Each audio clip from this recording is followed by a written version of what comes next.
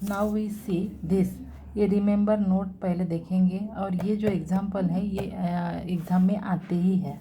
देखो u of x comma Y comma Z is equals to C, और U Z is equals U Z of x comma Y comma Z is equals to C Z. ये क्या करते हैं, surface को present करते हैं, represent करते हैं। ये सरफेस का इक्वेशन है, ठीक है। यहाँ पे u1 एक्स वाई जेड होगा तो यहाँ पे आएगा c1, u2 X Y Z, u2 of X Y Z होगा तो यहाँ पे होगा u2, नहीं तो z होगा तो z।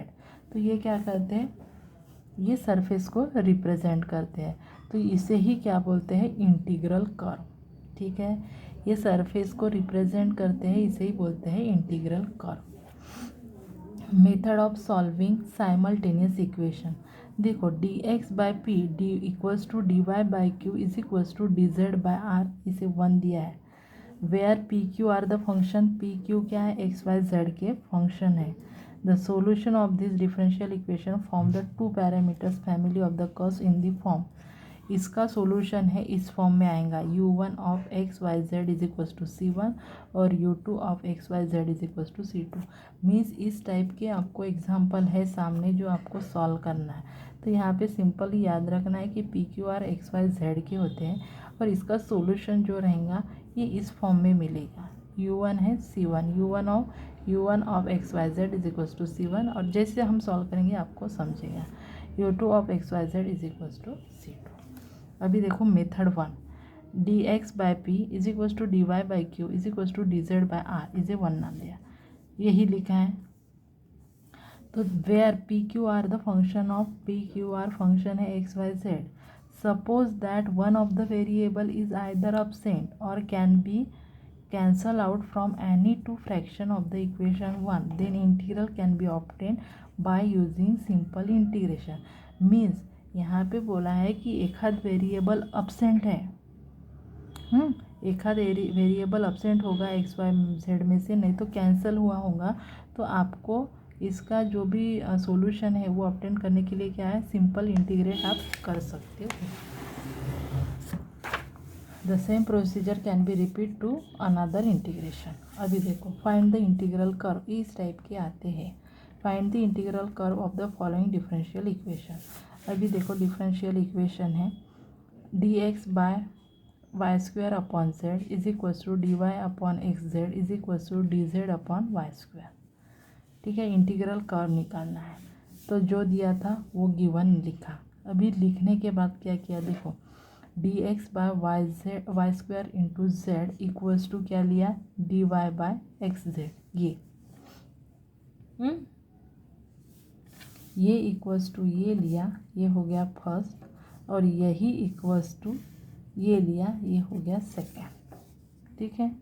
हाँ अभी देखो D X upon Y square Z is equals to D Y upon X Z, और ये अभी देखो यहाँ पे क्या किया, यहाँ पे भी जेड है, यहाँ पे भी जेड है, तो दोनों तरफ से जेड से अगर मल्टीप्लाई करते तो ये कैंसिल हो गए, ठीक है। यहाँ पे वाई स्क्वायर है, यहाँ पे भी वाई स्क्वायर है, तो वाई स्क्वायर से मल्टीप्लाई किया यहाँ पे भी, तो ये दोनों कैंसिल हो गए। तो हमें मिला D X by Y square plus D Y by X D X by Z is equals to D Z, ठीक है। फिर क्रॉस मल्टीप्लाई किया, X D X is equals to Y square D Y D X is equals to Z D Z. अभी इसको integrate करेंगे, integrate किया तो क्या होगा, X square by 2 Y cube by 3 plus c1 by 6, ठीक है। c1 बाय 6 क्या, देखो यहाँ पे कंफ्यूज नहीं होना है, आप c1 भी लिख सकते हो, लेकिन यहाँ से 2 और 3 हटाना है, तो हमें क्या करना पड़ेगा, इसका एलसीएम अगर लिया तो 6, फिर 6 से मल्टीप्लाई करेंगे, ठीक है। वैसे इसलिए यहाँ पे ये लिया है, ठीक है। ये इसको इंटीग्रेट किया तो x is equals to Z square by 2 plus c2, ठीक है। अभी इसको मल्टीप्लाई किया 6 से मल्टीप्लाई किया, यहाँ पे 6 से किया तो 2 1 2 2 3 जा, यहाँ पे 6 3 1 3 3 2 जा, ये आ गया, और ये 6 6 हट गया, तो ये हमें इक्वेशन मिल गया।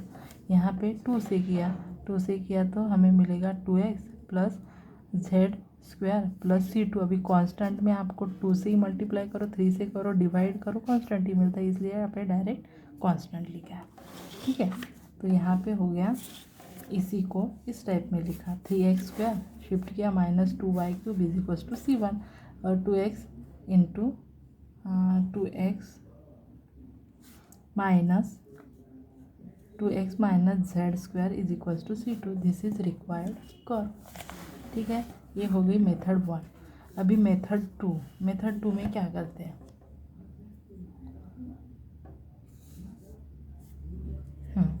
मेथड 2 में क्या किया, dx/p is equal to dy/q dz/r। Suppose that only one integral is known by the method of first.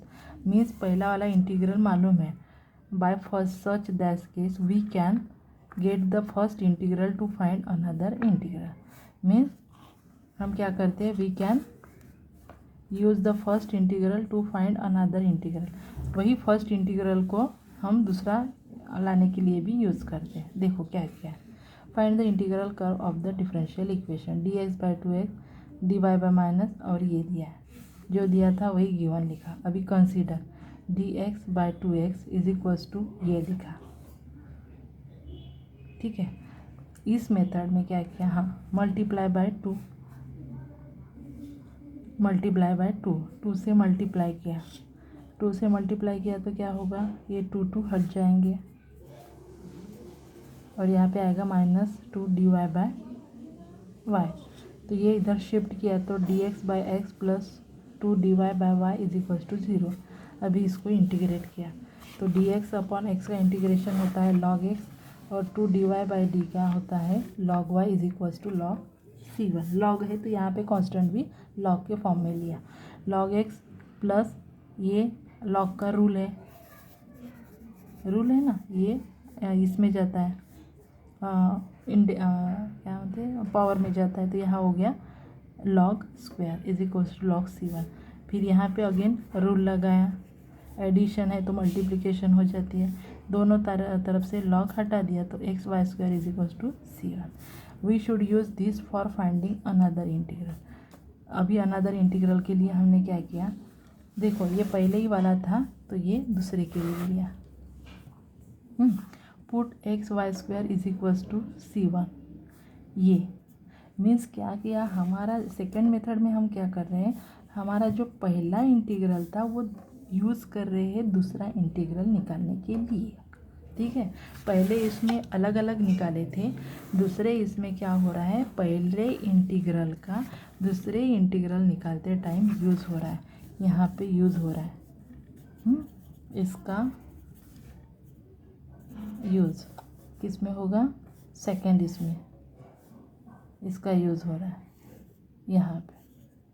ठीक है, तो क्या किया, यहाँ पे xy² is equal to C1, तो यहाँ पे C1, फिर मल्टीप्लाई बाय 2 से मल्टीप्लाई किया, 2 से मल्टीप्लाई किया तो dx/x 2 dz/4C1 माइनस z।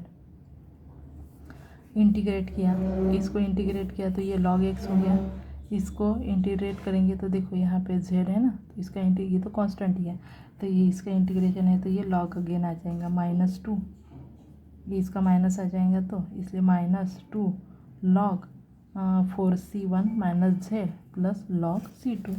फिर अगेन यहाँ पे ये माइनस ही रखा, ये पावर में चला गया, रूल लगाया तो फिर यहाँ पे वही, फिर ये इधर शिफ्ट किया log x plus log 4C1 minus ये is equal to log C2। फिर क्या है, log का अगेन रूल लगाया तो क्या होगा, log x इंटू मल्टीप्लिकेशन हो जाएगा C2, फिर log हटा दिया तो x into 4C1 minus z² is equal to C2। But C1 is equal to क्या है, वो तो वो वैल्यू यहाँ पे डाल दी, C1 की वैल्यू पुट कर दी यहाँ पे, तो हमें ये वाला मिल गया। This is the required curve. Means ये वाली पहली ये जो थी वो ये और दूसरी ये। मीन्स हमने क्या किया, पहले इसमें तो सीधे सीधे आपने 2 बार इंटीग्रेट किया था, दूसरे मेथड में क्या किया, एक बार इंटीग्रेट किया, जो इंटीग्रेशन वाला ये आया था इक्वेशन वो दूसरा इंटीग्रेशन निकालने के लिए यूज़ किया। ये हो गई सेकेंड मेथड।